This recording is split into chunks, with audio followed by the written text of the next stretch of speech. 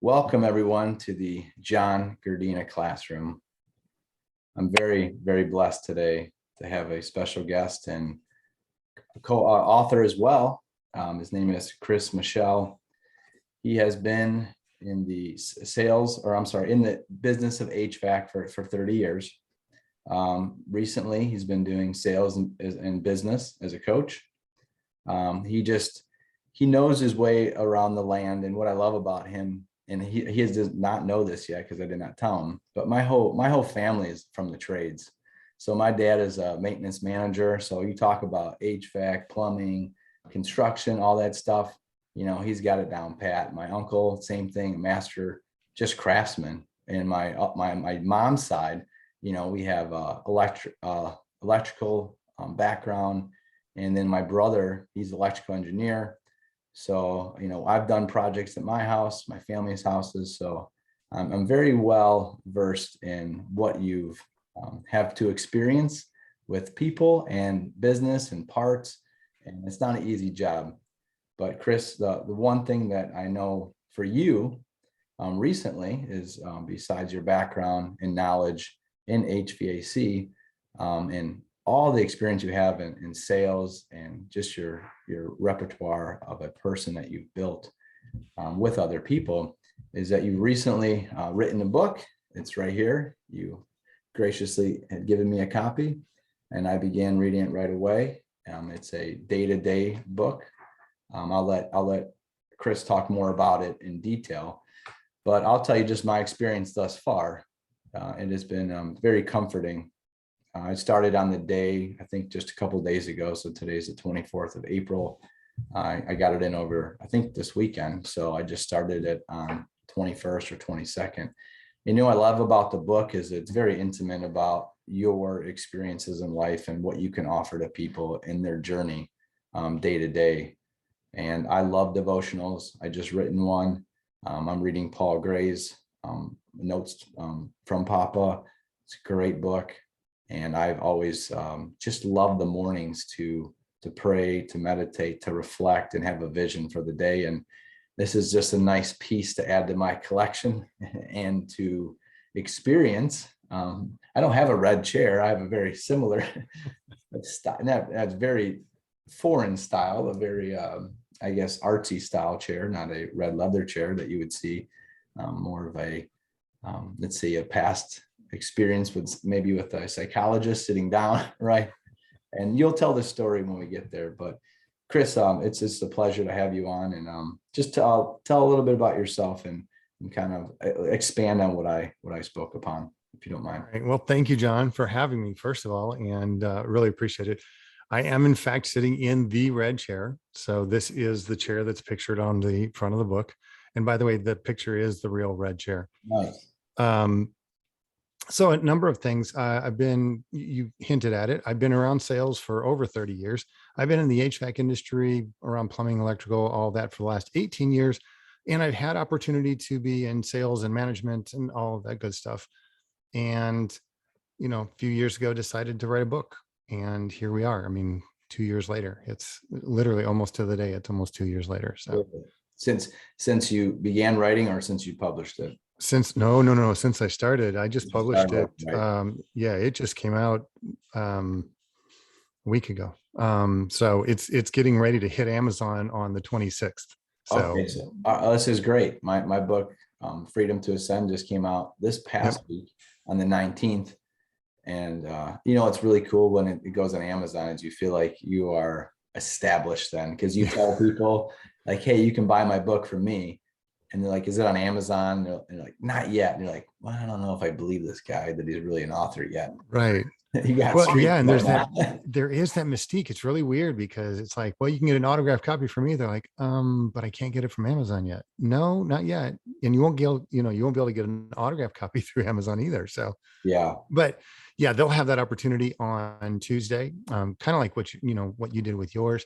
It's just a week after yours. And so I'm looking forward to that. Actually, I have a number of people that I know overseas that, or in Canada, or, in different countries, that it's, quite frankly, it's a whole lot cheaper for them to get it from Amazon than it is for me. So that the LinkedIn will go out tomorrow, and the Facebook and all that stuff will go out tomorrow. Hey, check it out. So I will be more than happy to release this as soon as I can, so people know that it's on Amazon and all the other major websites as well to buy.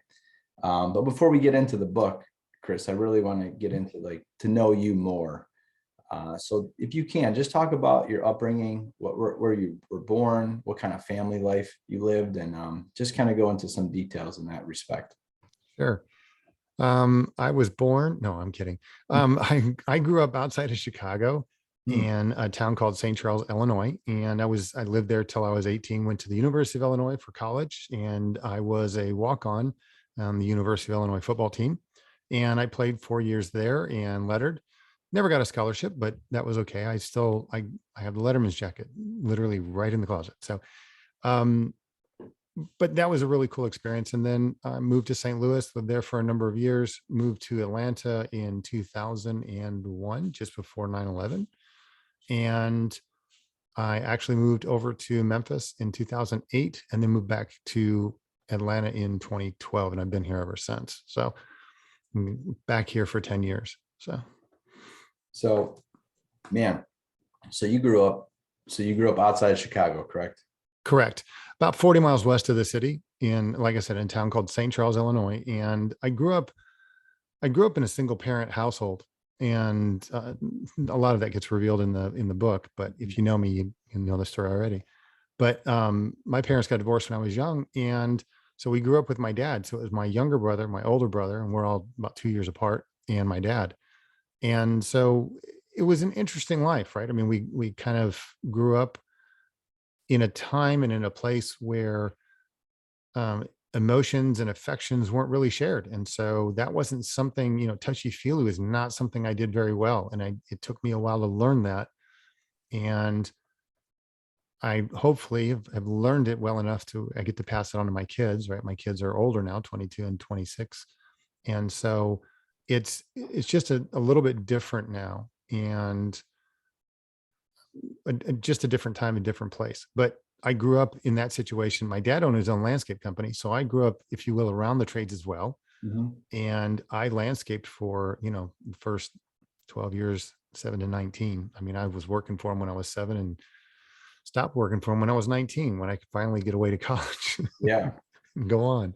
So, but it taught me a lot. I mean, it really taught me a lot about work ethic and how to deal with people. And I learned Spanish, working with my dad and some of the folks that came to work with us at that time. So it was a Wow. really great experience. It's this is so funny that you said that about landscaping, because I've been landscaping for somebody since I think 19. So when you when you wanted to get When out, I dropped off, you picked up. I Good job. picked it up. So 19, I worked at my former school, which I work currently at as a teacher. But while I was in college, I was living at home my first year after um, I got out of my freshman year for summer, just summer only. Hmm. And then I got back, and then I worked at the grounds crew for John Carroll, where I went to school. And then a couple of years go by, and I've been working at a golf course for 13 years, which was my first day back Wow. today. So there's a piece about it for Hmm. landscaping. And the one thing I've learned is being around people all the time as a teacher, author, publisher, all this podcaster, all this stuff, is it's nice to just get away from people. I don't mean that negatively. I just mean Yeah, it's a reflection period. sure. And in hard work, and I love working with my hands, it gives you some satisfaction that you accomplish something. So I think probably, I'm not trying to put words in your mouth here, but I feel like you witnessing your dad and his business and you being around the business probably helped develop and set the table for you becoming a business man yourself. Would you agree with that? Yeah. In fact, it was funny because I was having this conversation with somebody the other day. I've worked in corporate America for 30 plus years. And Yeah. it wasn't until about a year and a half ago that I started my own company. But when I was in my 20s, I actually went to an interview, and both of my parents owned their own company. My mom and dad each had their own separate businesses, were entrepreneurs.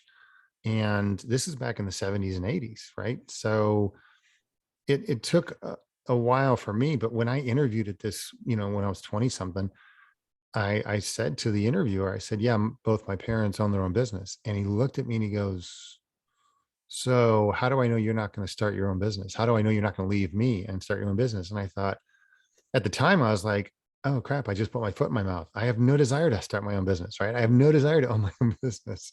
Yeah. But that's the funny thing, that he heard. What he heard was, oh, this guy may leave me.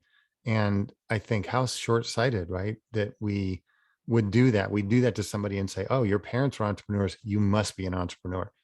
Yeah. Maybe I didn't like it, and because I watched my dad growing up, and I watched the things that happened, and how he was sometimes living paycheck to paycheck, right? And it's still one of those things. It's feast or famine, right? And landscaping, I mean, It's there's a high season and a low season, and the high season is you better learn how to make money and save it and put it all away.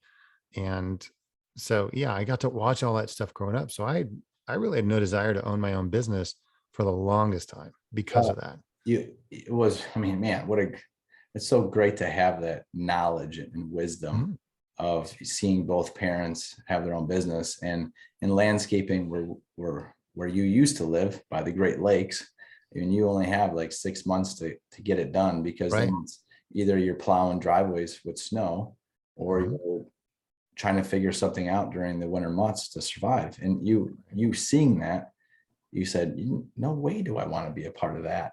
Right. I want to have a nice 401k I like steady to have a job. steady job and all these other things. Yeah. Yeah. So Yeah, that's exactly what it was though. It was really interesting time, and being able to, again, I learned so many things when I was younger, and got to see the good and the bad, right? You get to see the prosperity, but you also get to see the downside, and the feast or famine type of stuff.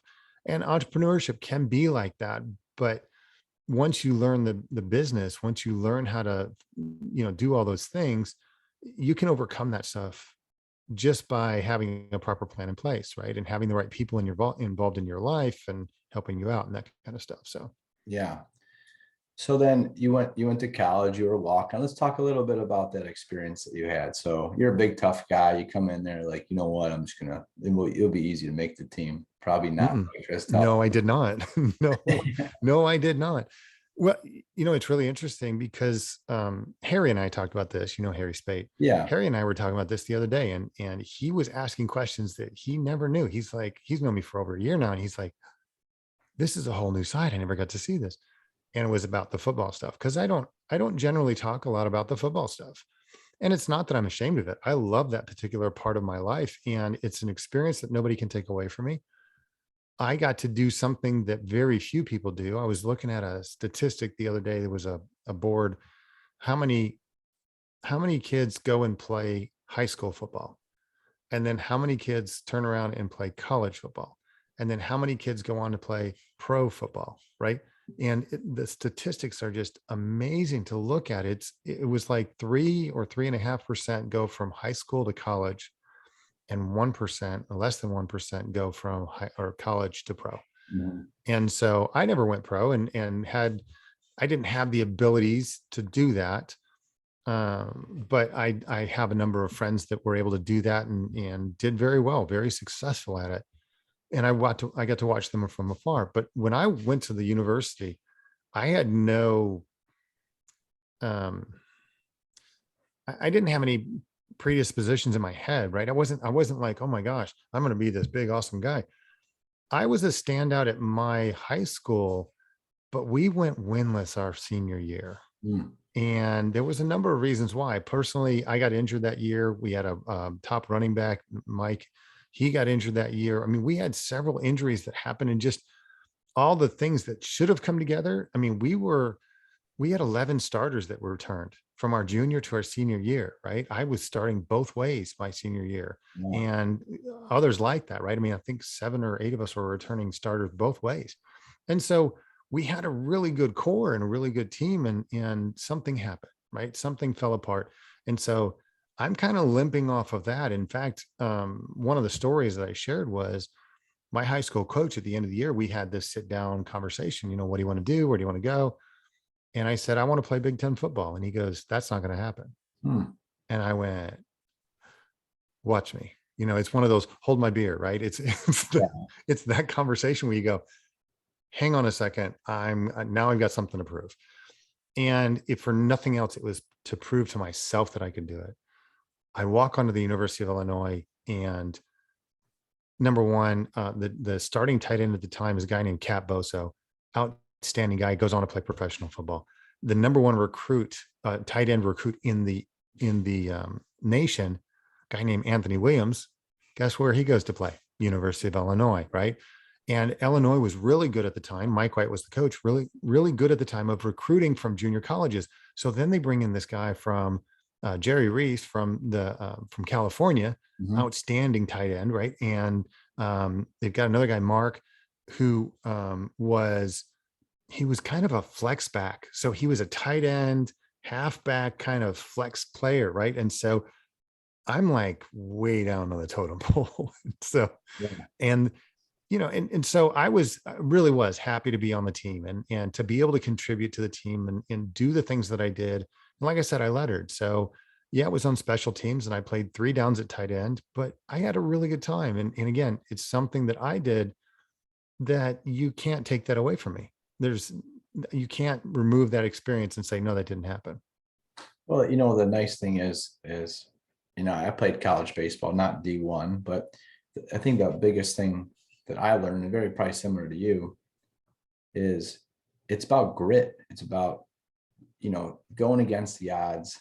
And I was always I'm not a big guy. And being a pitcher at 5'9", people would look at you and be like, holy macros.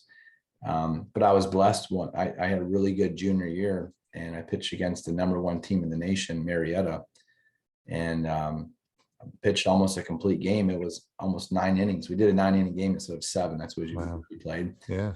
And I went, I think 8 1/3, and I had like 10 strikeouts, and it was just an amazing feat. And I thought to myself, like, you know what? Just because you look at like the old Rudy thing, like, don't judge me by my size. Yeah. It can be effective, and that's what we all need to understand is you don't have to look the part. Yeah. To look the part, and we're going to get into your book here in a second, right before we do our recess. But one thing I learned from it just in life is that the experience of going through that adversity, and it makes you or breaks you.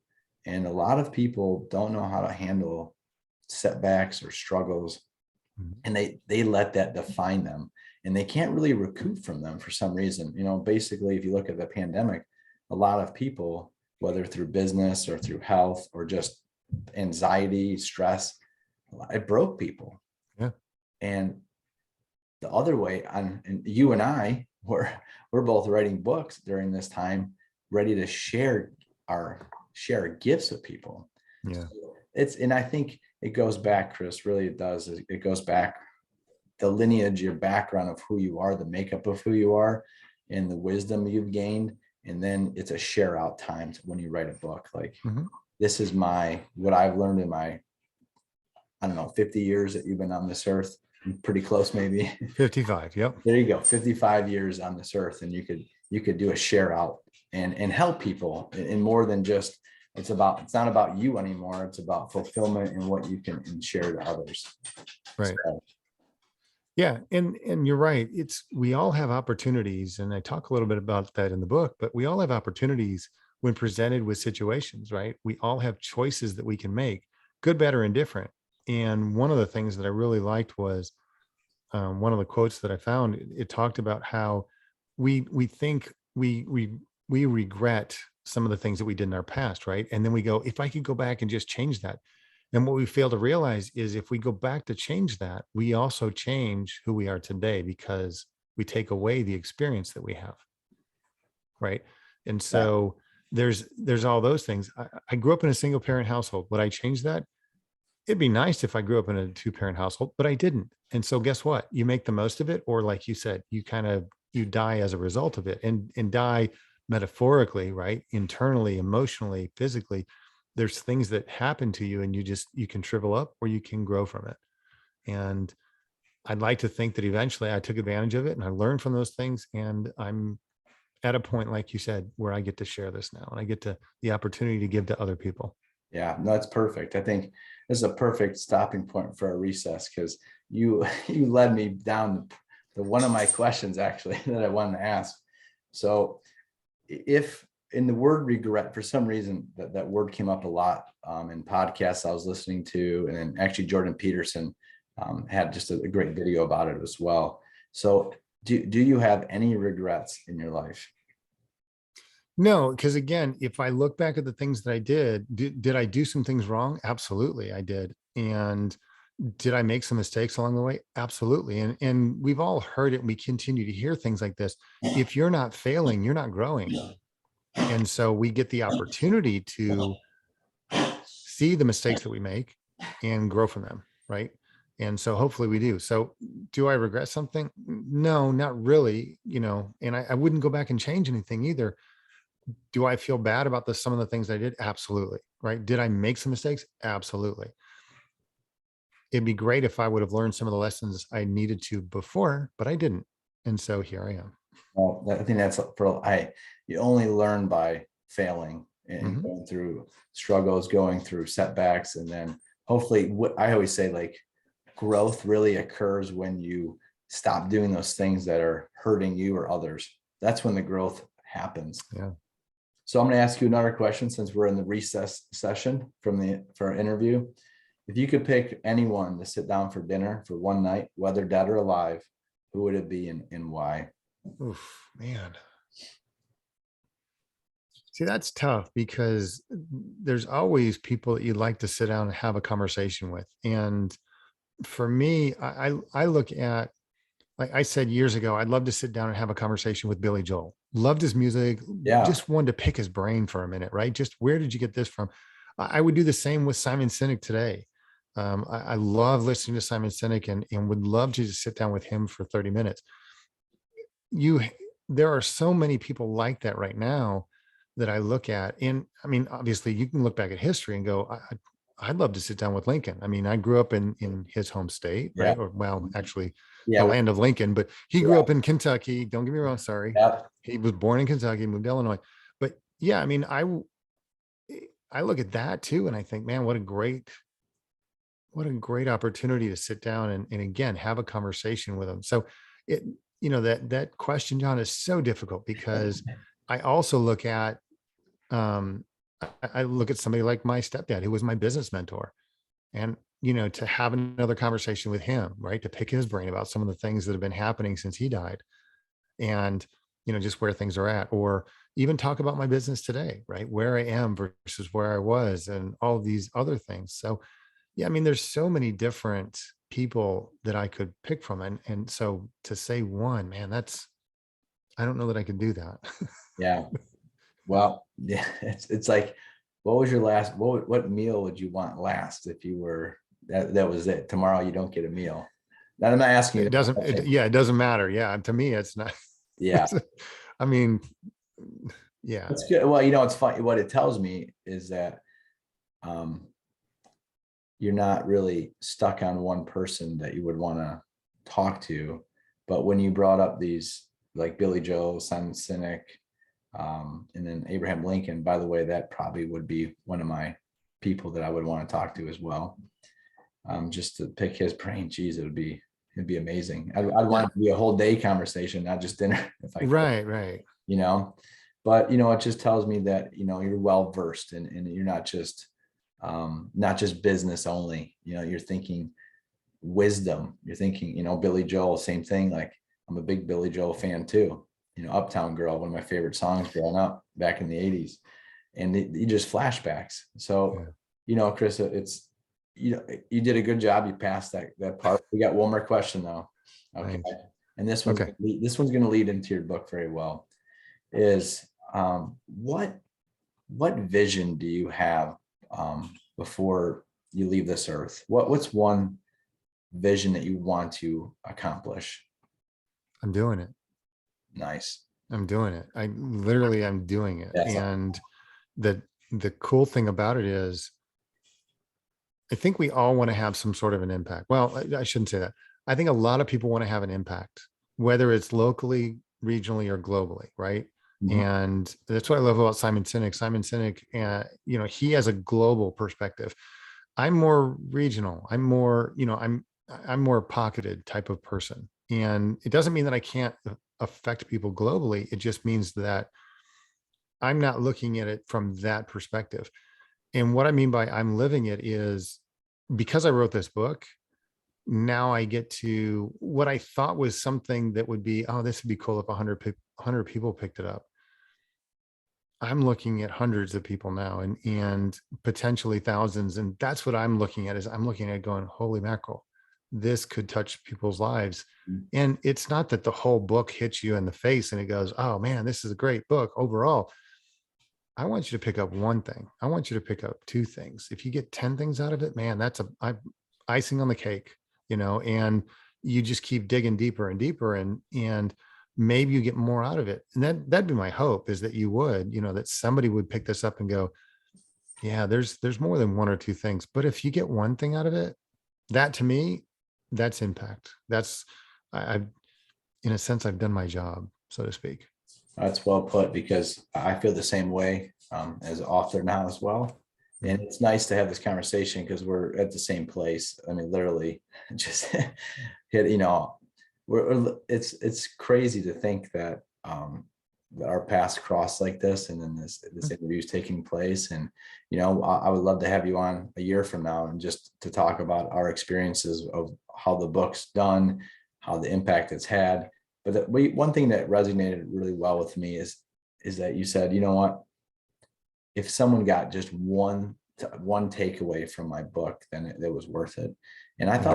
I thought the same thing when I wrote my book, Chris. I just thought to myself, like, if someone were to read it, and that's why I put action steps in each of my chapters, was I know you're not going to do every single thing that I'm doing in my life, but maybe Yeah. that one thing that you start doing changes the trajectory of how you are operating in life, and you become a better human being for those around you, at work, for your family. And you know how powerful that is. That's powerful. Yeah. that That's that huge. that book could have changed someone's life. And you know what, I know this, I'm going to tell you this straight, I'm just a straight shooter. Your book will not only change one life, it'll change hundreds if not Mhm. thousands. And that, knowing that, it's just a blessing to know that you are getting fulfilled. And you just Yeah. said that. What I loved about you said your vision is you're living it. And I feel the same way about in my life as well. I could go into a little deeper of what I have a vision to finish in my life, but Yep. but you're being an influencer in a positive way, more than just being in a box of just being a coach or Mhm. having the HVAC background. You are stepping outside of your comfort zone and Right. doing something that you feel recently compelled to do. So let's dive into your book and kind of, you said 2 years ago you started writing it, and just start from maybe either that point or somewhere around that point when you started writing. Sure.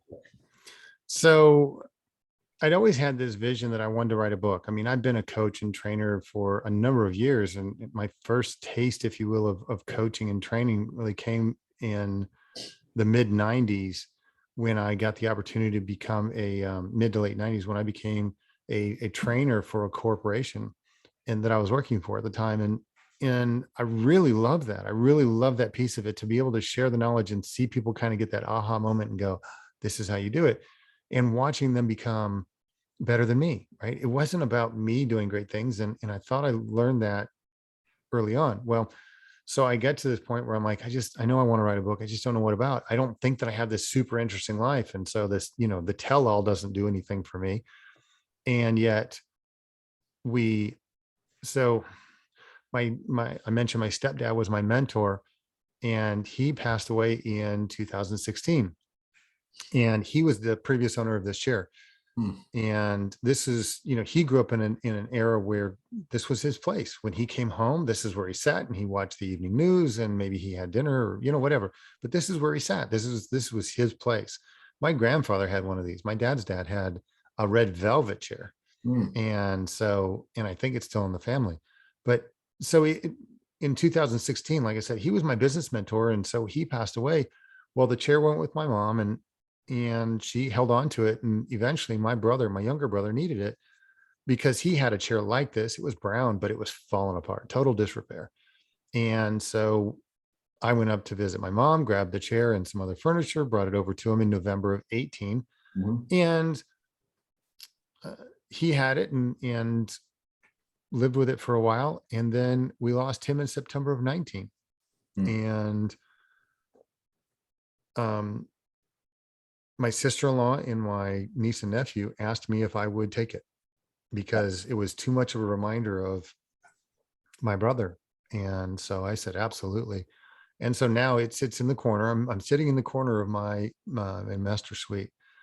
And this is where I go, and this is where I sit, and this is where I meditate and pray and do my readings and have conversations with the previous owners. And so what happened then, so that's in September of 19, we lost him. Fast forward to May of 20, and I get a text from a buddy. We just entered the pandemic, and he sends this meme that says, if you're not improving yourself, working on your side hustle, or doing something to better your life and those around you, you're wasting your time during the pandemic.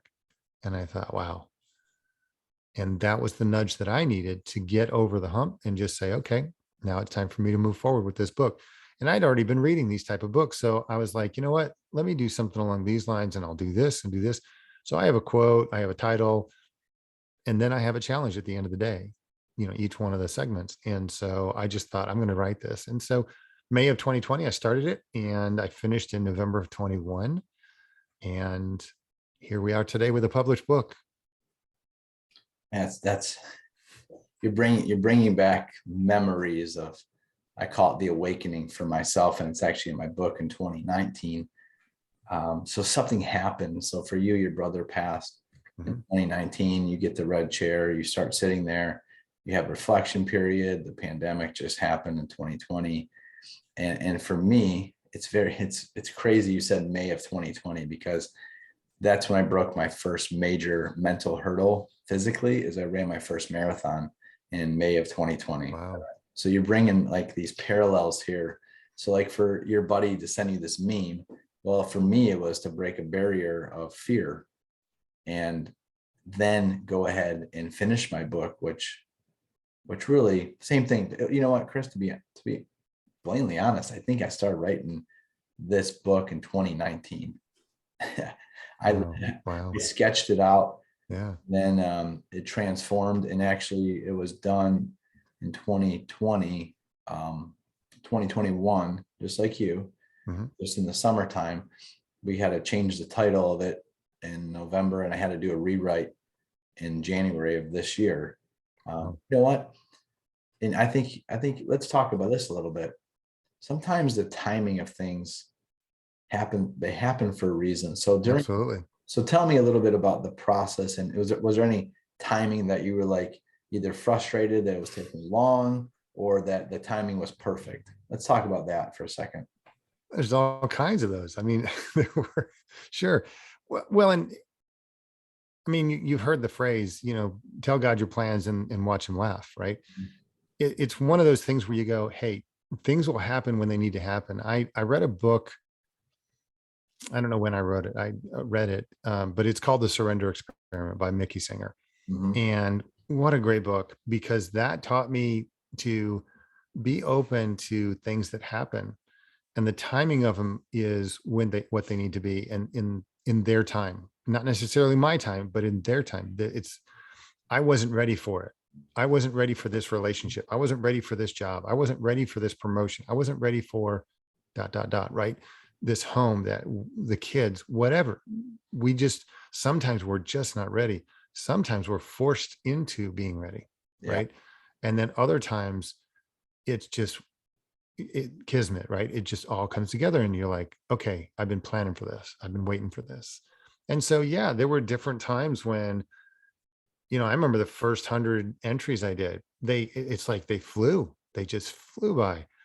And then I went, oh crap, I got 266 more to write. Yeah. And then I remember hitting the 180 mark, kind of the halfway point. And I remember I started another countdown with 100. I had 100 left. Okay, only 190. Now I got 70. Now I got 60. And I remember in I think it was in October. I really wanted to finish by the end of October. And I didn't. I couldn't finish it. Things weren't happening. To your point, I was getting frustrated because I was like, I just want to finish it, but the topics weren't coming, and the inspiration it didn't feel like it was there. And so, and then some other things happened. And so instead of being done by the end of October, it was almost mid-November by the time I finished. And that was okay because the timing, just was right for this to happen and that to happen. And then I was hoping, okay, by the end of March, we'll have this thing out and we're ready to go. It was middle end of April before it's coming out. It's like, all right, that's okay too. And I've got a speaking gig I'm doing in not next week, but the week after, Mhm. and I need the books, right? So we've got the books and everything's ready. And now I'm doing a talk on the book, and all of this stuff comes to, and so it, the timing of it's just right. And it may not be on my schedule, and that's okay. It's God, it's the universe, it's, all of these things coming together at the right time and the right place. And so these things needed to happen, right? So that these other things could happen too. It's one of my favorite verses that always comes to mind when I hear that about timing is it's Proverbs 16:9. In a man's heart, he determines his course, but the Lord provides the steps. And to me, it's like you could have the vision and the timing of when you want things to happen and your course Mhm. timeline. And then God's like, yeah, but it's not going to happen the I way. need you to wait just a Just, minute, or I need you to speed it up a little bit because I've got these yeah. other things I want you to do too. And yeah, it is. It's interesting. And like I said, that book, the Surrender Experiment, when I read that, for me, it was like the light bulb went off, and I was like, okay, I need to be open to these things, but I also need to manifest what I need to manifest. And manifesting it really is just preparing yourself, right? And setting things up and having conversations and doing the things that you need to do, right? And writing the book. All of those things need to be set in place. And that's how you manifest things to come to you. And one of the things I've learned is that, number one, we have to be ready, right? But when we're ready, we can manifest the things that we need. And that's a very powerful statement. If you think about it, we can manifest the things that we need. And it's not well, I wish I had $1,000,000. No, it's I need to have a conversation with so-and-so. I want to have to your point, right? Who could I have dinner with? Well, Mhm. who do you want to have a dinner with? Do you want to have dinner with Simon Sinek? Send him an email, right? Mhm. Talk to his people. Well, I know people who know him. I mean, personally, him, John Maxwell, right? I've had conversations with these people, and I'm like, I could probably get an introduction if that's what I really want to do. Do I really want to do that? Right. And so it starts to ask the question, what do you want to manifest in your life? What's important for you to be doing that can make an impact, at least in my eyes? So, So it sounds like the passion you have exudes over the Zoom waves here. And what I love about it is you're talking about just to me, what I'm hearing is intentionality. If mhm, you're intentional about what you want and you're disciplined to it, then the results will follow. So yeah. tell me, I'm going to ask two questions before we end. What was the drive of the daily discipline? Like when you got up every day and you're looking at the calendar of like, man, I still got 180 left or 200. What was it? What was the fire in your belly every day? So a year ago, a little over a year ago, I got COVID Mm, pneumonia, mm, and I was in the hospital for a week. And when I finished up with that, I met with somebody through this thing called Lunch Club. It's a networking type of thing. mm. And so I met with this guy, and we were talking, and he's an author. And I said, what is it that inspires you? And he said, I was challenged to get up 30 minutes earlier every single day and just write. And I said, oh, what a great idea. And I thought, why am I not doing that? And so I started getting up um, at least 30 minutes early. I set my clock that every day I've got to have at least 30 minutes to do this. And so some days it was 30 minutes, some days it was 2 hours that Wow. I was able to sit and just read and write and get inspired and just let that stuff come out. And so that um I don't know why. I just blanked on the question you asked me. No, no, Sorry. you were doing, Chris, you were going along, you were telling about your experience of having Yeah. COVID and then speaking with this author and about Yes. So having, what inspired me? Sorry. yes, Yeah. you were So inspired by that. Yeah. yeah. So Scott, this guy I had a conversation with, he tells me about his sister and the book that she wrote. And I get that book and I read it and I'm like, what a great book. And what it was a fantastic title. And I can't remember it right now, but Scott's like, yeah, you need to do this. So I did it. And I just was like, you know what? I'm going to do this. And this is my driving force. Now, were there days that I got up and I went, not today? Right. Yeah. But there were days when, hey, I've got a meeting at 7. I got to get up at 5, right? I gotta get up early. I gotta get up at 4:30. And and I did that purposefully because, like you said, with intent, I had the intention that I wanted to get this done.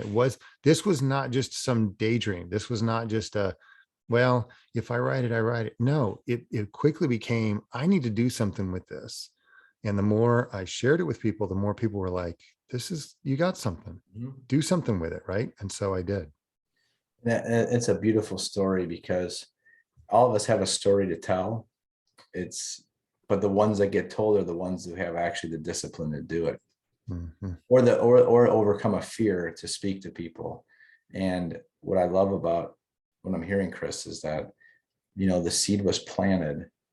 You have these losses in your life, your stepfather and your brother, and it makes you, and then you have having COVID. I mean, you're thinking about death, you're Mhm. thinking about what am I going to offer people? What can I offer people besides Mhm. just my daily operation of business?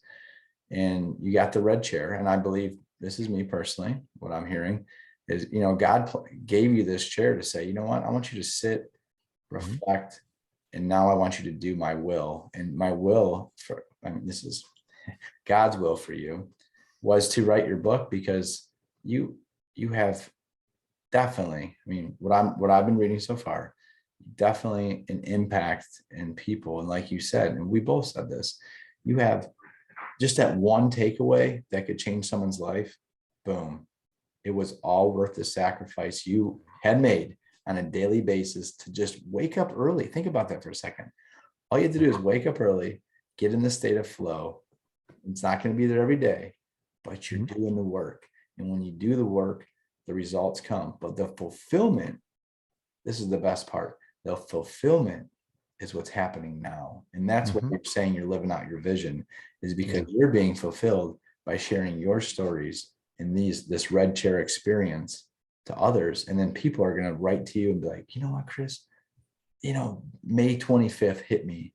It was just, and they're going to send a picture to you and be like, I'm so thankful that you wrote that day, because I needed that more than ever. Yeah. And you're going to be like, wow, this is what I was looking for, Yeah. that fulfillment piece. So man, that's awesome. Yeah. um Thank you. yeah, I'm so proud of you. I mean, I just love to see people who just stick to it. And for you, then, this is for everyone to hear, is like to write a daily, let's call it, your inspirational dailies. Mhm. um, that's hard to do. And I've written 40 days of devotional, and I'm like, you start thinking like, what else can I add to this so that people can get meat out of it, not just a little bit of the icing on the cake. We want it all. Right. So, I mean, to you, kudos to you for your effort, and being in the state of flow, and just allowing your, I keep using that word discipline, but it is, and Yeah. it, you know, Yeah. and that comes from a work ethic and a vision of what you want to become a reality. So this is what I'm gonna ask before how people can reach you, Sure. is you kind of explained this already, but like I always go to, I call it the rocking chair experience. So you're in your 80s, God bless you if you get to your Mhm. 90s, or even that 100 mark. Wow, that'd be amazing. Nope. I'm good. Let's say, 80s and 90s. I'm good. I'm good. yeah.